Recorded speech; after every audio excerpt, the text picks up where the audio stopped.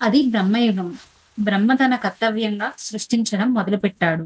విష్ణువు ఆ సృష్టిని నడిపించే బాధ్యతను నెరవేరుస్తున్నాడు. అయితే ఒకరోజు బ్రహ్మ విష్ణువు ఎదురుపడి మాట్లాడుకుంటున్నప్పుడు వాళ్ళిద్దరిలో ఎవరు గొప్ప అని ఆర్గ్యుమెంట్ మొదలైంది. అప్పుడే బ్రహ్మ, ఈ సృష్టిని సృష్టించేది నేను. నేనే లేకపోతే ఈ సృష్టి ఎక్కడిది, జీవం ఎక్కడిది, సో నేనే గొప్ప అని అన్నాడు.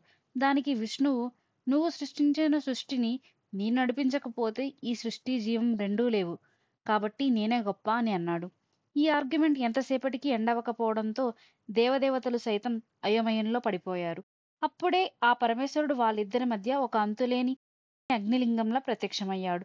మీ ఇద్దరిలో ఎవరైతే ఈ అగ్నిలింగం ఎక్కడ మొదలైంది లేదా ఎక్కడ అంతమైంది అన్న విషయాన్ని చెప్పగలుగుతారో వారే గొప్ప అని చెప్పాడు. దాంతో విష్ణువు వెంటనే వరాహ రూపంలోకి మారి ఆ అగ్నిలింగం మొదలు కనుక్కోవడానికి కిందకి వెళ్ళాడు. బ్రహ్మ తన హంసను వాహనంగా చేసుకుని ఆ లింగం ఎక్కడ ఎండయిందో కనుక్కోవడానికి పైకి వెళ్ళాడు. అలా కొన్ని వేల సంవత్సరాల పాటు ఎంతో ప్రయత్నించినా ఆ లింగం ఎక్కడ మొదలైందో, ఎక్కడ ఎండయిందో కనుక్కోలేకపోయారు. అప్పుడు బ్రహ్మకు పైనుండి కిందకి పడుతున్న ఒక మొగలి పువ్వు కనిపించింది. వెంటనే బ్రహ్మ, ఆ పువ్వుని ఎక్కడి నుండి వస్తున్నావు అని అడిగాడు. అప్పుడు ఆ పువ్వు శివుడి తలపై నుండి కిందకి పడుతున్నానని, అండ్ నేను పడటం మొదలయ్యి ఇప్పటికే కొన్ని వేల దివ్య సంవత్సరాలవుతుందని చెప్పింది. ఇక ఆ అగ్నిలింగం అంతం కనుక్కోవడానికి అసాధ్యమని భావించిన బ్రహ్మ ఆ మొగలి పువ్వుతో, నేనే నిన్ను పైనుండి తీసుకుని వచ్చానని అబద్ధం చెప్పు అని అడుగుతాడు. దానికి ఆ పుష్పం ఒప్పుకుంది. అండ్ అదే సమయానికి వచ్చిన కామధేనువుని కూడా అదే అబద్ధం చెప్పమని అడిగి అక్కడి నుండి పరమేశ్వరుడి దగ్గరికి బయలుదేరారు. అయితే అప్పటికే విష్ణువు ఆ లింగం ఎక్కడ మొదలైందో తాను కనుక్కోలేకపోయానని ఒప్పేసుకుని ఉంటాడు. కానీ అలా ఒప్పుకోవడానికి అహం అడ్డు వచ్చిన బ్రహ్మ మాత్రం ఆ పుష్పాన్ని తానే తెచ్చానని, కావాలంటే మీరే అడగండని శివుడికి చెప్తాడు. అప్పుడు శివుడు ఆ పుష్పం వైపు, కామధేను వైపు చూసినప్పుడు మొగలి పువ్వు అవును అని అబద్ధం చెప్తే, కామధేనువు మాత్రం తలతో అవునని, తోకతో కాదు అని చెప్పింది. అగ్నిలింగం అంతాన్ని కనుక్కోవడం అసాధ్యమని, వాళ్ళిద్దరూ చెప్తుంది అబద్ధమని ఆల్రెడీ శివుడికి తెలుసు గాబట్టి, అబద్ధం చెప్పినందుకు గాను బ్రహ్మకు భూలోకంలో ఎటువంటి పూజలు జరగవని, మొగలి పువ్వు పూజకు పనికిరాదని శపించాడు. కానీ కామధేనువు తలతో అబద్ధం, తోకతో నిజం చెప్పినందుకు గాను తలకు నమస్కరించకూడని, తోక వైపు మాత్రమే పూజించవచ్చు అని చెప్పాడు. ఇక తన తప్పులు తెలుసుకున్న బ్రహ్మ తన అహంకారాన్ని, అజ్ఞానాన్ని తొలగించిన ఆ అగ్నిలింగం రూపంలో భూలోకంలో పరమేశ్వరుణ్ణి కొలువు తీరమని కోరాడు. అలా బ్రహ్మ కోరిక ప్రకారం ఈ అగ్నిలింగమే అరుణాచలంలోని అరుణగిరి. అయితే ఈ అరుణగిరే సత్యయుగంలో మండే అగ్నిజ్వాలంలా, త్రేతాయుగంలో బంగారు కొండలా, ద్వాపర యుగంలో తామరశిలగా ఉండి చివరి కలియుగం వచ్చేసరికి ఒక మట్టి కొండలా మారింది. అంటే అరుణాచలంలో మీకు మామూలు కొండలా కనిపిస్తున్న ఈ అరుణగిరే ప్రపంచంలో కల్లా అతిపెద్ద శివలింగం. అసలు ఇలా యుగయుగాలుగా దేవదేవతలు సైతం దర్శించుకుంటున్న అరుణాచలం కొండ ఏర్పడింది. అలా ఏర్పడిన అగ్నిలింగం చుట్టూ దిక్కులను పాలించే అస్త్ర దిక్పాలకులు వాళ్ళు శక్తిని ఉపయోగించి 8 లింగాలను ప్రతిష్ఠించారు.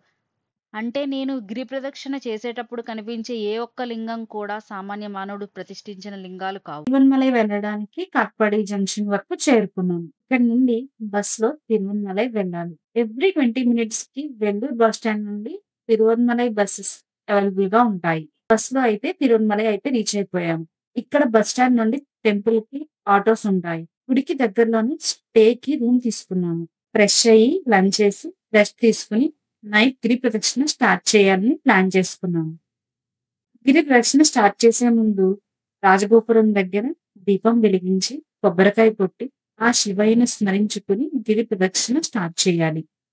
ఇదే రాజగోపురం. రాజగోపురం నుండి గిరి ప్రదక్షిణ స్టార్ట్ అవుతుంది. గిరి ప్రదక్షిణ మన ఎడమ చేతి వైపుగా మొదలు పెట్టాలి. ఎందుకంటే కుడివైపున దేవదేవతలు ప్రదక్షిణ చేస్తారు. మనం ఎడమ వైపుగా చేయడం వలన మనకి దేవదేవతలు ఎదురయ్యి ఆశీర్వదిస్తారని నమ్ముతారు.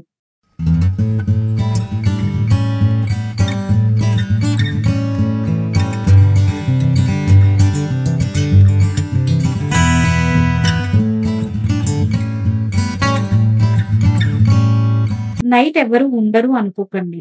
చాలా మంది గిరి ప్రదక్షిణ నైట్ స్టార్ట్ చేస్తారు. మార్నింగ్ కి కంప్లీట్ అయ్యేలా. శివయ్య నామాలతో, పాటలతో ఎనర్జెటిక్ గా గిరి ప్రదక్షిణ మొదలైంది. గిరి ప్రదక్షిణలో భాగంగా మనం 8 లింగాలు దర్శించుకుంటాం. ప్రతి లింగానికి ఒక ప్రత్యేకత ఉంది. మనం వెళ్తూ వాటి ప్రత్యేకత గురించి మాట్లాడుకుందాం. ఫస్ట్ విఘ్నేశ్వరుని దర్శించుకుందాం. మనం నైట్ గిరి ప్రదక్షిణ చేస్తున్నాం కాబట్టి కొన్ని టెంపుల్స్ ఓపెన్ లో ఉంటాయి, కొన్ని క్లోజ్ లో ఉంటాయి. కానీ ప్రతి లింగం దగ్గర జ్యోతి మాత్రం ఎప్పుడు వెలుగుతూనే ఉంటుంది. మొదటిది ఇంద్రలింగం. ఇది ఇంద్రదేవుడు ప్రతిష్ఠించాడు.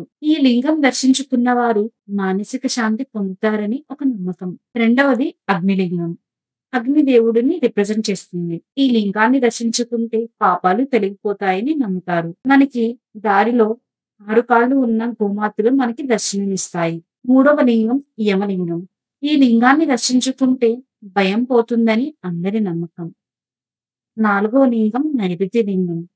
ఈ లింగం దర్శించుకోవడం వలన నెగటివిటీ ఎనర్జీస్ అంటే దుష్ట శక్తుల నుంచి మనల్ని కాపాడుతుందని నమ్మకం. మధ్యలో మనకి సూర్యలింగం కూడా దర్శనమిస్తుంది. ఐదవ లింగం వరుణలింగం.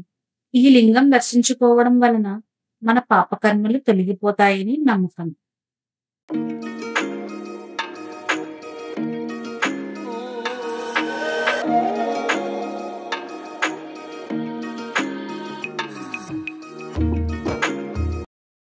ఇక్కడ ఫుడ్ మసాజెస్ కూడా ఉంటాయి. మేము ఇక్కడ బ్రేక్ తీసుకుంటున్నాము ఏమైనా తాగడానికి, సో దట్ డీహైడ్రేట్ అవ్వకుండా.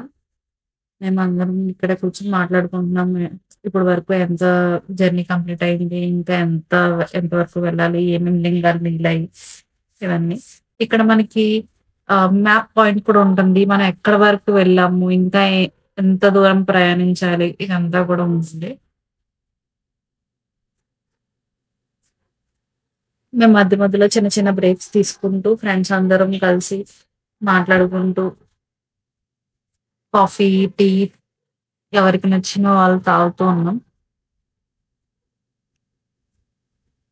For getting energy. ఏడవ లింగం కుబేరలింగం. ఈ లింగం దర్శించుకోవడం వలన ఆర్థిక కష్టాలు తొలగిపోతాయని చెప్తారు. ఎనిమిదవ లింగం ఈశాన్య లింగం. ఈ రెండిటికి మధ్య మనకి మోక్ష మార్గం కనిపిస్తుంది. గిరి ప్రదక్షిణ 70% కంప్లీట్ అయ్యాక మనకి మోక్ష మార్గానికి చేరుకుంటాము. ఈ మోక్ష మార్గం కుబేర లింగానికి, ఈశాన్య లింగానికి వెళ్లే మధ్య మార్గంలో ఉంటుంది.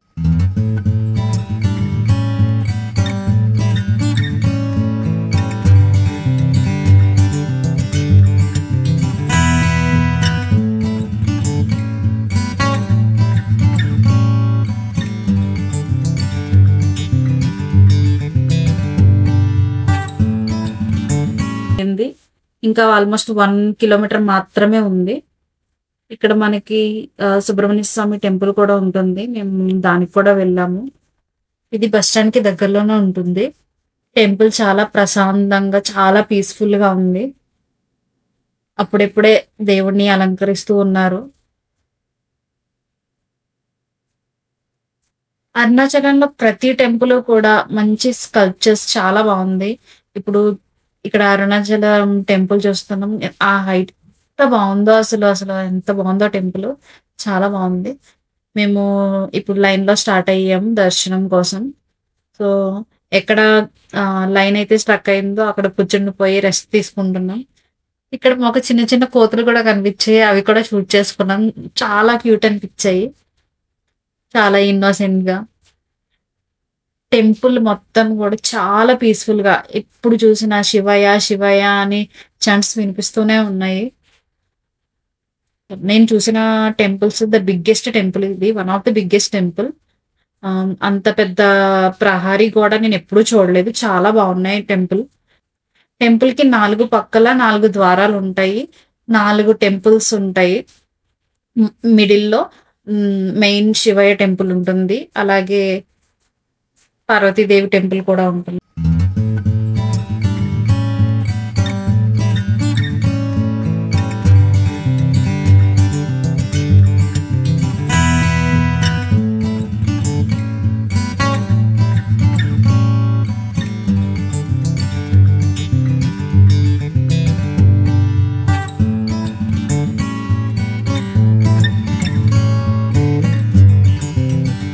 మరిన్ని ట్రావెల్ వీడియోస్ కోసం సబ్స్క్రైబ్ చేయండి. వీడియో నచ్చితే లైక్ చేయండి, కామెంట్ చేయండి, షేర్ చేయండి.